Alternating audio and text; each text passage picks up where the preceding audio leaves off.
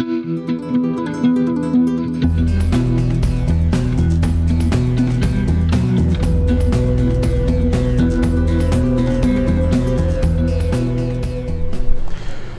मैं हूं सैयद नज़ीर। दोस्तों, आज हम बात करेंगे एक ऐसे सांसद की जिसकी लोकसभा सदस्यता वैसे ही रद्द कर दी गई थी जैसे कांग्रेस नेता राहुल गांधी की लोकसभा सदस्यता रद्द की गई है।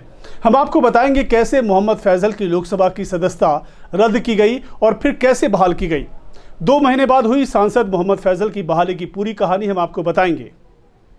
मोहम्मद फैजल लक्षद्वीप से सांसद हैं। लक्षद्वीप में एक अदालत ने बीते 11 जनवरी को हत्या की कोशिश के मामले में दोषी पाए जाने के बाद राष्ट्रवादी कांग्रेस पार्टी के सांसद समेत 4 लोगों को 10 साल की सजा सुनाई थी। आरोप था कि साल 2009 में अभियुक्तों ने राजनीतिक होने के कारण गैर कानूनी रूप से इकट्ठा होकर कांग्रेस नेता मोहम्मद सालेह पर हमला किया था। राहुल गांधी की तरह ही मोहम्मद फैजल की भी संसदीय चली गई थी। 2 महीने बाद बहाली की गई। लक्षद्वीप के सांसद मोहम्मद फैजल की लोकसभा सदस्यता फिर से बहाल की गई। केरल हाईकोर्ट द्वारा उनका कन्विक्शन रद्द किए जाने के बाद सदस्यता बहाली की उनकी प्रक्रिया लंबित थी, जिसे लेकर सुप्रीम कोर्ट में सुनवाई भी हुई थी। इसके एक दिन बाद लोकसभा की ओर से उनकी सदस्यता बहाल कर दी गई। अब वो दोबारा लक्षद्वीप के सांसद हैं। इस पूरे मामले को राहुल गांधी की सदस्यता जाने के नए ताज़ा तरीन मामले से जोड़कर देखा जा रहा है। इसलिए अहम है कि एनसीपी सांसद मोहम्मद फैजल की बहाली ये इसलिए भी अहम है क्योंकि अभी हाल ही में कांग्रेस नेता राहुल गांधी ने अपनी लोकसभा सदस्यता गंवा दी है।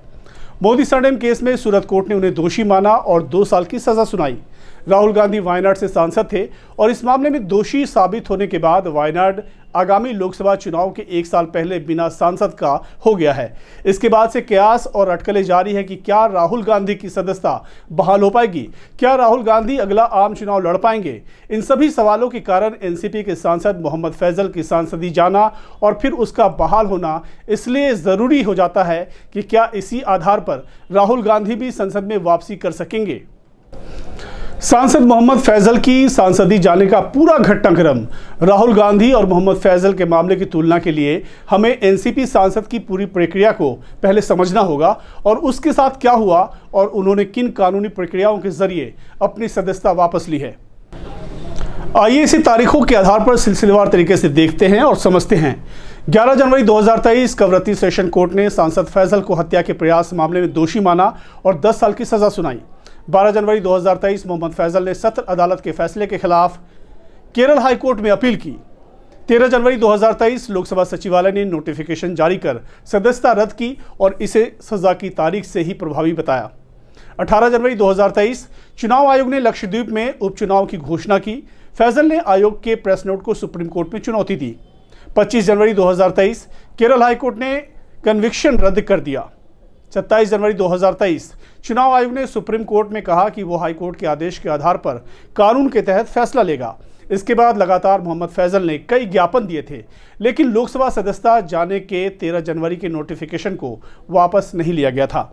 इसके बाद इस मामले में वकील अभिषेक मनु सिंघवी की दलील के आधार पर मुख्य न्यायाधीश DY चंद्रचूड़ और न्यायमूर्ति PS नरसिम्हा और JP पारदीवाला की पीठ उनके मामले की सुनवाई के लिए राजी हो गई थी। मंगलवार को इस मामले की सुनवाई हुई और इसके ठीक एक दिन बाद संसद की सदस्यता बहाल हो गई। अब राहुल गांधी के मामले पर नजर डालें तो सूरत सेशन कोर्ट ने मोदी सरनेम टिप्पणी पर राहुल गांधी को 2 साल की सजा सुनाई है। अभी 30 दिन की मोहलत मिली हुई है। ये मोहलत बड़ी बात है। राहुल गांधी मामले में एक्सपर्ट्स का कहना है कि जन प्रतिनिधित्व कानून के तहत सांसद या विधायक सजा के सस्पेंड रहने और दोषी करार देने वाले फैसले पर रोक लगने के बाद ही अयोग्यता से बचा जा सकता है। 2 साल या उससे ज्यादा की सजा पर कोई भी जनप्रतिनिधि अपने आप अयोग्य हो जाएगा। अगर अपील करने पर सजा निलंबित होती है तो अयोग्यता भी अपने आप खत्म हो जाएगी। अगर ऐसा नहीं हुआ तो सजा काटने के बाद राहुल गांधी पर 2029 तक के राजनीतिक करियर पर ग्रहण लग जाएगा। ऐसे में बहुत कुछ इन्हीं 30 दिनों में निर्भर करने वाला है।